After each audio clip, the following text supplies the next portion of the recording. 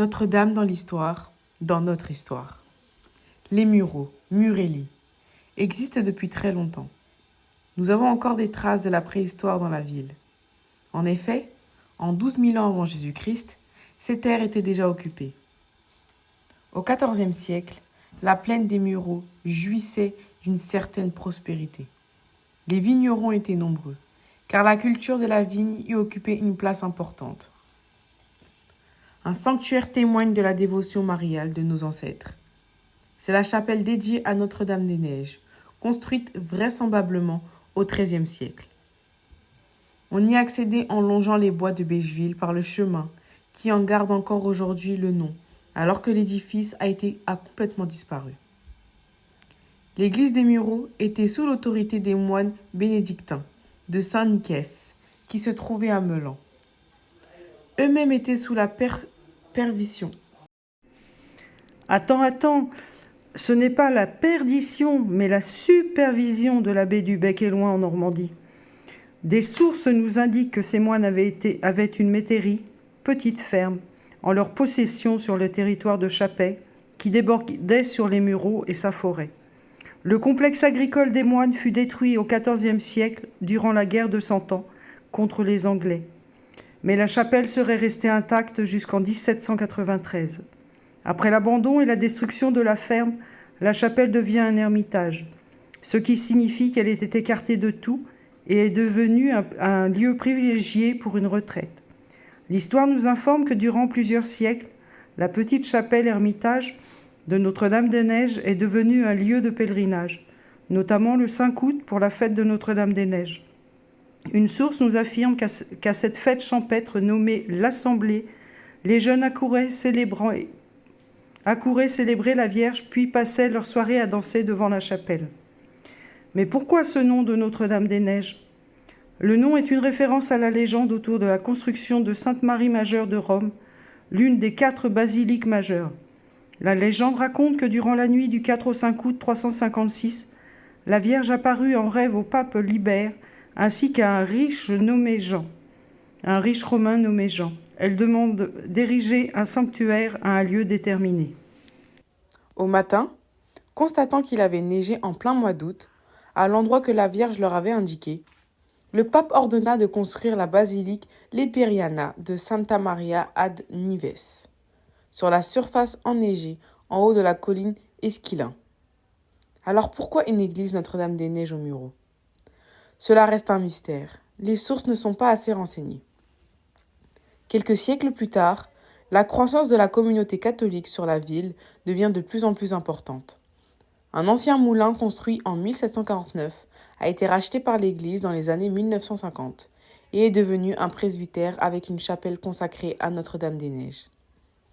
Le reste du terrain fut utilisé pour construire l'église Notre-Dame-des-Neiges. D'après nos sources, l'église fut érigée en 1960 sous la bénédiction de Monseigneur Alexandre Renard, dans un style moderne. La construction a été commencée pour pallier les manques de place dans la vieille paroisse Saint-Pierre-Saint-Paul. En effet, dans les années 50 ou 60, la ville devient ce qu'on appelle une ville dortoir, avec de nombreux bâtiments et logements sociaux pour accueillir les travailleurs venant de différents pays d'Europe et d'Afrique. Les croyants se sont multipliés. La communauté catholique muriotine s'est donc séparée en deux, et cela jusqu'à la fin des années 90. La vieille église du centre accueillant les habitants du centre-ville et ceux des quartiers logeant la Seine et la sortie de la ville vers Flins. Quant à la nouvelle église, elle accueillait les habitants de Bêcheville et des nouveaux quartiers l'entourant. Il y avait 2 églises et 2 paroisses. La paroisse a toujours été une paroisse vivante. Dans les années 70, il y a eu par exemple une ordination et des confirmations. Au début des années 80, l'église subit des dégâts. Sa baie vitrée est cassée et en mauvais état. La décision est prise. Il faut reboucher cette baie et l'agrémenter. En 1987, notre église est sublimée par une mosaïque représentant sa sainte patronne. Cette mosaïque fut un appel à une ouverture missionnaire. La vie paroissiale a continué. À la fin des années 90, début des années 2000, la communauté catholique des Mureaux ne fait plus qu'un, même si nos 2 églises n'ont jamais été réellement des étrangères.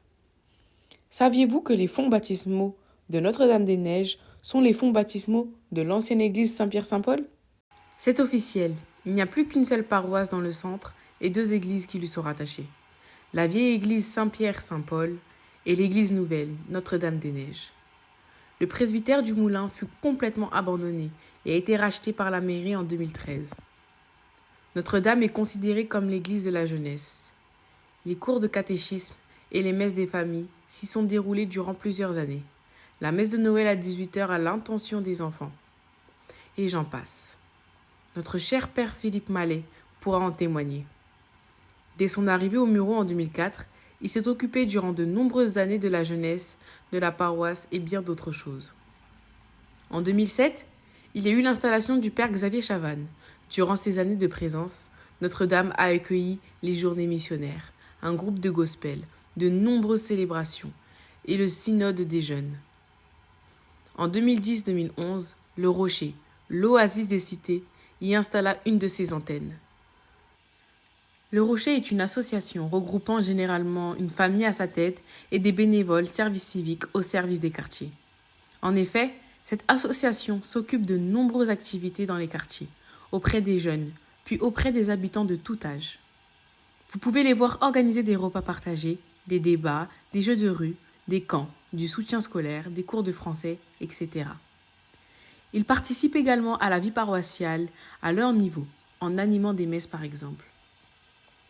On me dit dans l'oreillette que le père Thierry Fort n'y est pas pour rien si le Rocher est inséré au Mureau, et cela même plusieurs années avant son arrivée. Les mêmes années, le père Xavier fit restaurer l'extérieur et ériger une arche à Notre-Dame pour accentuer la présence et la visibilité d'une église au cœur des cités. L'inscription indique « Dieu est amour ». Pourquoi Dieu est amour? Le père Xavier a expliqué qu'en 2006, le père Jean-Louis Roux recevait des pierres des habitants des quartiers à chaque fois qu'il sortait de l'église.